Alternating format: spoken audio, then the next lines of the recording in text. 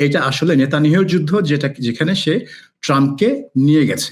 এবং আমি একজন ইসরায়েলি বিশেষজ্ঞ যিনি নেতানিয়াহু বিরোধী, তিনি যেটা বলছিলেন যে সমস্যা হয়ে গেছে যে ইরানের এবং ইসরায়েলে তাদের নির্দিষ্ট কৌশল আছে, নির্দিষ্ট লক্ষ্য আছে, তারা জানে তারা কি করছে, তারা জানে তারা কেন যুদ্ধ করছে।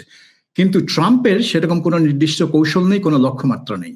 তিনি কোনো কিছু নির্ধারণ না করেই, কোনো আলোচনা না করেই তিনি যুদ্ধে চলে গেছেন।